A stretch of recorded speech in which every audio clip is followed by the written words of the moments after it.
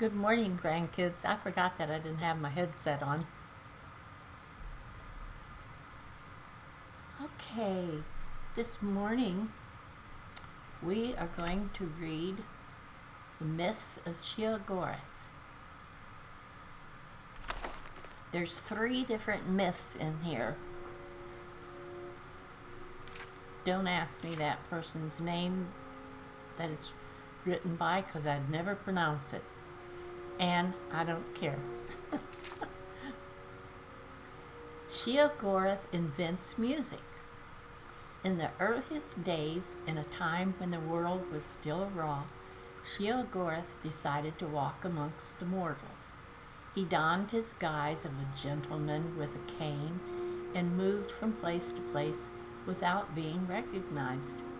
After 11 days and 11 nights, Sheogorath decided that life among mortals was even more boring than his otherworldly existence.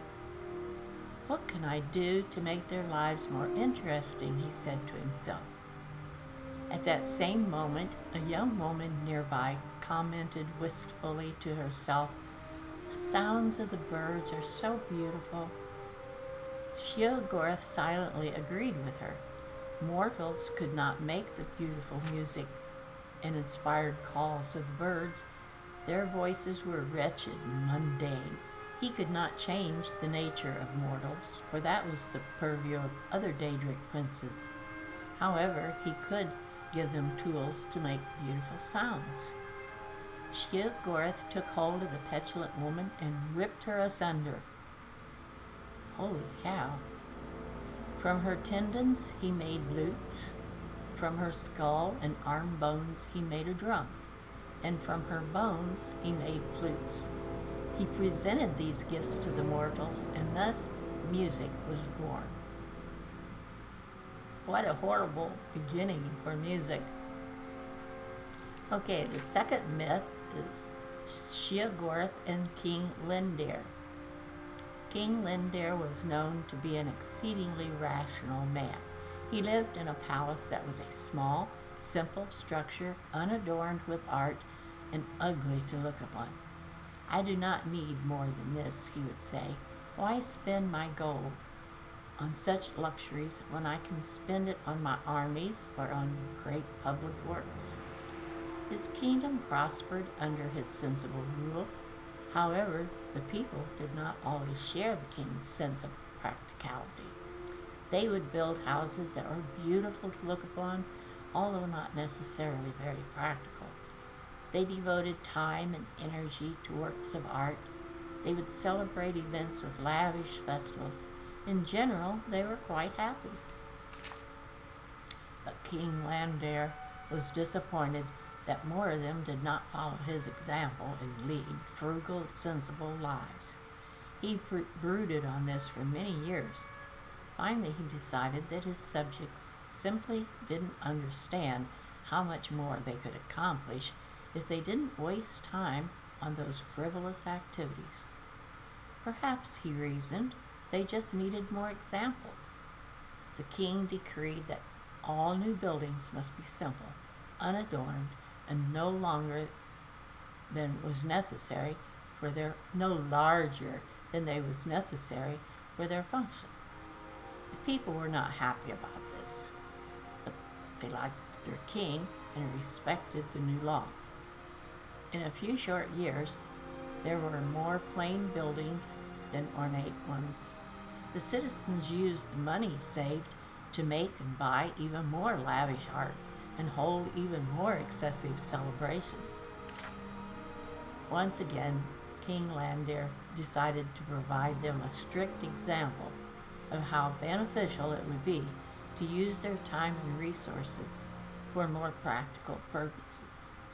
He banned all works of art in the city. The people were quite put out by this, but they knew that their king was doing what he thought was best for them. However, human nature is not so easily denied. In a few more years, the city was filled with plain, simple buildings and devoid of any sort of art. However, the people now had even more money and time to devote to their parties and festivals. With a heavy heart, King Landir decided that his people were to be treated like children, and like all children, they needed rules and discipline laid down by great figures of authority to make them understand what was truly important in life. He decreed that there should be no revelry in the city. Singing, dancing, and music were all banned. Even food and drink were limited to water and simple foodstuffs. I'd hate to live there. The people had had enough. Good. Revolt was out of the question since King Landir had a very well-trained and equipped army. They visited the shrines and temples in droves, praying to all the gods and even to some of the Daedric princes that King Landir would revoke these new oppressive laws. Sheogorath heard their pleas and decided to visit King Landir. He appeared to the king in his dreams as a field of flowers, each with arms instead of petals, and the face of the mad god in the center. I am Lord of the creative and Lord of the deranged. Since you have no use for my gifts of creativity, I have decided to bless you with an abundance of my other gift, the deranged. From that day forward, every child born in the city was born into madness. Since infants do not reveal illnesses of the mind, it was revealed several years before this was realized. The king's own son was among the victims, suffering from seizures and delusions. Yet King Landir refused to change his ways. When his son Glint was 12 years old, he stabbed his father while Landir was sleeping. With his dying breath, King Landir asked why. His son replied, "It is the most practical thing I could do." The new young king ordered all palace servants slaughtered. He ordered a grand festival to celebrate his new reign and the repeal of Linder's laws. He served the crowds a stew made from the carcasses of the palace servants. He ordered the east-facing walls of every building painted red and the west-facing walls painted in stripes. He decreed that all citizens wear ornate masks on the back of their heads.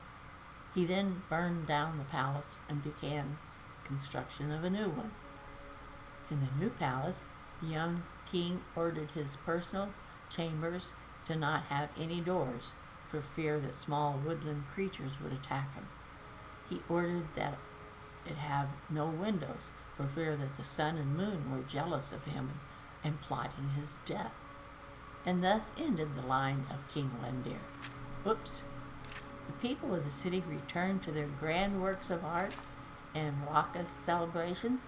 They talked and acted as if they still had a living king and even kept up the palace, using it to house and care for their mad children. Sheogorath was mightily pleased with this outcome. From that day forward, the city was blessed with more than the normal number of gifted artists and deranged citizens. That one was bad. The third myth, the contest of wills.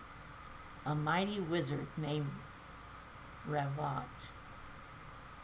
Now, please forgive how I say all these names, but don't try to correct me because I really don't care. I'll never read them again. Revamped once walked the winds of time to find Lord Sheogorath. His intent was to win a favor from this most capricious of the Daedric princes. Upon finding Sheogorath, Revamped spoke humbly to him. Lord Sheogorath, I beg a favor of you. I would gladly drive 1,000 men mad in your name if you would but grant me the greater magical powers. Fortunately for Revamped, Sheogorath was in a playful mood. He proposed a game. I will grant your wish if you are still sane in 3 days. During that time, I will do my utmost to drive you mad. It shall be great fun. Revamped was not so certain that he liked this new deal. He had been really looking forward to driving 1,000 men mad. Lord Sheogorath, I regret having disturbed you with my shallow, selfish request. I withdraw my unfortunate plea and will humbly leave this place. Sheogorath just laughed.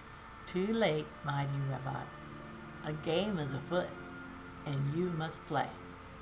Revamped fled, only to find that all exits from the Daedric realm were now sealed. He wandered aimlessly, constantly looking over his shoulder, jumping at every noise. Each moment brought new terror as he waited for Sheogorath to begin. After 3 days, Revamped was convinced that every plant and animal was a tool of Sheogorath. He hadn't eaten or drunk for fear that Sheogorath had poisoned the food or drink. He hadn't slept for fear of Sheogorath invading his dreams, which was foolish, as dreams are the domain of Vermina, but may she grant us restful sleep. It was then that Sheogorath appeared to him. Revamped cried out, "You have set the whole world to watching me. Every creature and plant are doing your bidding to drive me mad." Sheogorath replied, "Actually, I have done nothing. You have driven yourself mad with your fears. Your delusions prove that you are truly deranged, and therefore I win. While you wanted to make 1,000 men mad, I only wanted to break one man's mind, yours." From that day forward, Revamped served Sheogorath's every whim. Whenever daring travelers try to approach Sheogorath, Revamped warns them, "Sheogorath is already inside each of us. You've already lost." So that's the end of 3 different myths of Sheogorath. So I hope you enjoyed those. Inigo, did you like that? I don't know. He's just sitting there. I can't even talk to him from here. All right, Inigo, drink your mead, eat your pie, and I hope you enjoyed. I hope you enjoyed the stories. Aww. All right, grandkids, I will leave you for this time and come back next time to visit for another story or two. Bye-bye, grandkids.